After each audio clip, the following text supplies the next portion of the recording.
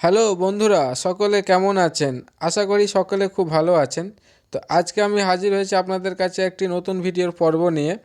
এই ভিডিওর মাধ্যমে আপনি জানতে পারবেন এবং শিখতেও পারবেন যে ফোনপের মাধ্যমে আপনি কিভাবে আপনার টাকা অন্য ব্যাংকে পাঠাবেন।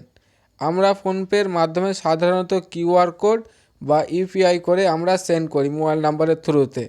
কিন্তু অনেক যারা কাস্টমার আছে যাদের ফোনপে অ্যাকাউন্ট নেই, তাদের ব্যাঙ্ক অ্যাকাউন্ট আছে, আপনি আপনার ফোনপে অ্যাকাউন্ট থেকে ব্যাংকে কীভাবে টাকা ট্রান্সফার করবেন তা আজকে ভিডিওর মাধ্যমে জানতে পারবেন। তবে ভিডিও শুরু করার আগে যে সকল বন্ধুরা এখনও পর্যন্ত আমাদের এই চ্যানেলটিকে সাবস্ক্রাইব করেননি, তারা অতি অবশ্যই চ্যানেলটিকে সাবস্ক্রাইব করুন এবং আমাদের সাথে যুক্ত থাকুন।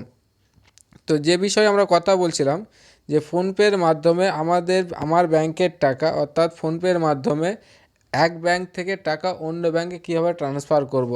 আমরা ফোনপে প্রায় অনেকেই ইউজ করি, কিন্তু অনেকেই আমরা ব্যাংক অ্যাকাউন্টের নাম্বারের সাহায্যে আমরা টাকা পাঠাতে পারি না এবং আমরা ভয় করি। তো আজকে আপনারা ভিডিওর মধ্যে পুরোটা দেখতে পারলে শিখতে পারবেন যে কিভাবে আপনি ব্যাংক অ্যাকাউন্ট নাম্বারের সাহায্যে আপনি আপনার টাকা অন্য ব্যাংকে টাকা পাঠাতে পারবেন। তো চলুন শুরু করা যাক। তো আপনাকে প্রথমে আসতে হবে ফোনপেতে ক্লিক করবেন। ফোনপেতে ক্লিক করার পর প্রথমে একটা ফার্স্ট পেজ ওপেন হয়ে যাবে, এটা ফোনপের হোম পেজ বলা হয়। এটা ফোনপের হোম পেজ বলা হয়। এই হোম পেজে আসার পর আপনাকে প্রথমে যে কাজটি করতে হবে সেটা এখানে অপশানটা আছে যে টু অ্যাকাউন্ট, এই অপশানে ক্লিক করবেন।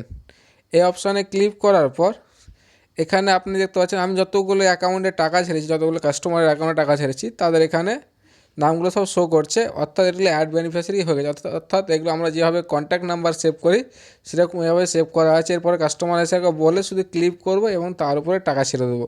তো আমি এখানে যেটা আপনাকে করবো, যে আপনার প্রথম থেকেই শিখাচ্ছি আপনাদেরকে, এর নিচের যে অপশানটা আছে অ্যাড ব্যাঙ্ক অ্যাকাউন্ট, এই অপশানে ক্লিক করবেন। অ্যাড ব্যাঙ্ক অ্যাকাউন্টে ক্লিক করার পর প্রথমে আপনাকে যে দুটো জিনিস লাগে, প্রথমে হচ্ছে আইএফসি কোড এবং অ্যাকাউন্ট নাম্বার। আইএফসি কোড আপনার ব্যাংকের ফার্স্ট পেজেই পেয়ে যাবেন। আইএফসি কোড এবং অ্যাকাউন্ট নাম্বার, এই দুটো জিনিস আপনার যদি সঠিক থাকে আপনি চোখ বন্ধ করে টাকা পাঠাবেন, আপনার টাকা সেকেন্ডের মধ্যে চলে যাবে। এবং নামের সঙ্গে আপনার কোনো যায় আসে না, আপনি নামের জায়গায় যে কোনো নাম দিলেও কোনো ভুল হবে না, অর্থাৎ আপনার সঠিক অ্যাকাউন্টেই যাবে। অর্থাৎ আপনাকে যে দুটো জিনিস ঠিকঠাক রাখতে হবে, এক হচ্ছে আইএফসি কোড এবং 2 নম্বর হচ্ছে অ্যাকাউন্ট নাম্বার। এই দুটো জিনিস ঠিক থাকলে আপনার কোনো ভয় নেই। তো আমি একটা ব্যাংকে টাকা পাঠাচ্ছি, আমার একটা পার্সোনাল ব্যাংকে, আমার নিজস্ব ব্যাংক আছে, এটা আছে VKI।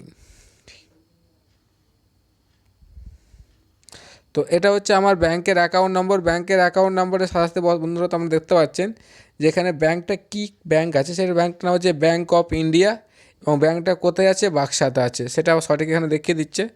তারপর আপনাকে যেখানে অ্যাকাউন্ট নাম্বার আছে অ্যাকাউন্ট নাম্বারে ক্লিক করবেন, আপনার ব্যাংক অ্যাকাউন্ট নাম্বারটা দিয়ে দেবেন।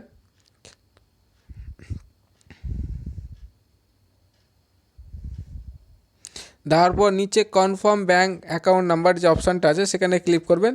আবার আপনি সেই সেম নাম্বারটা এখানে আবার এন্টার করবেন।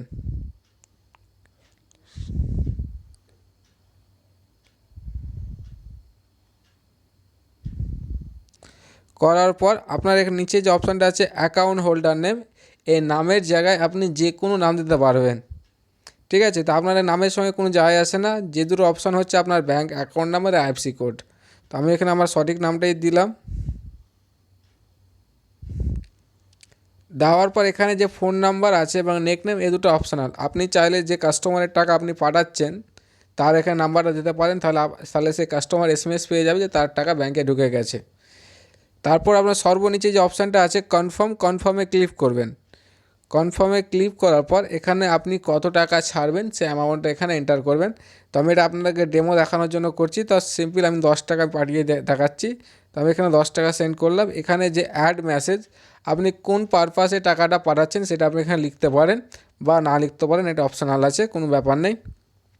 এখানে আমার ফোনপেতে যে 3টে ব্যাঙ্ক অ্যাকাউন্ট করা আছে, অ্যাড করা আছে, আপনার যে অ্যাকাউন্টে টাকা থাকে আপনি সেই অ্যাকাউন্ট থেকে পাঠাতে পারবেন। তো সিম্পলি আপনার নিচে যে সেন্ড অপশানটা আছে এই সেন্ড অপশানে ক্লিক করবেন। ক্লিক করার পর আপনার যে 4 ডিজিট বা 6 ডিজিটের পাসওয়ার্ড সিলেক্ট করা ছিল ফোনপেতে, সেই ট্রানজ্যাকশান পাসওয়ার্ডটা আপনি এখানে এন্টার করবেন। আমি আপনার পাসওয়ার্ড এন্টার করলাম। করার পর এখানে যে রাইট চিহ্ন আছে, রাইট চিহ্নের উপরে ক্লিক করবেন। রাইট চিহ্নের উপর ক্লিক করার পর দেখো ট্রানজ্যাকশান আমার এখানে যাচ্ছে। দেখো আমার ট্রানজ্যাকশান সাকসেসফুল হয়ে গেছে। ট্রানজ্যাকশান সাকসেসফুল হলে আপনি আপনার ফোনে একটা স্ক্রিনশট নিয়ে নেবেন এবং কাস্টমারকে পাঠিয়ে দেবেন বা টাকা প্রিন্ট আউট করে দেবেন। দেখুন আপনার টাকা সেটা চলে গেছে অ্যাকাউন্টে। দেখুন আমার অ্যাকাউন্ট থেকে ডেবিট হয়ে গেছে এবং যে অ্যাকাউন্টে ঢুকবে সেই অ্যাকাউন্টে আমার SMS আসে না, সেটা মেসেজ অ্যালার্ট নেই বলে আসে না। তো সিম্পলি বন্ধুরা এখানে হয়ে যাওয়ার পর আপনি ডানে ক্লিক করবেন। এছাড়া আপনি যে ট্রানজ্যাকশান যে হিস্ট্রি আছে, হিস্ট্রিতে ক্লিক করে আপনি কাকে কত টাকা দিয়েছেন বা টাকা ঢুকেছে সেটা আপনার এখানে শো করবে। তো দেখুন বন্ধুরা আমি 10 টাকা পেড করেছি, এটা কিন্তু আপনার শো করছে এখানে। দেখো ট্রানজ্যাকশান আইডি পেয়ে গেছে, সাকসেসফুল হয়ে গেছি। কাস্টমার বলে যে আমি কীভাবে বিশ্বাস করব, এখানে যে ট্রানজ্যাকশান আইডিটা আছে এই আইডির সাহায্যে কাস্টমার চেক করতে পারবে এবং আপনার যে ইউটিআর নাম্বারটা আছে, আপনি যে টাকা পাঠিয়েছেন এটা আপনার তার প্রমাণপত্র ইউটিআর নাম্বার।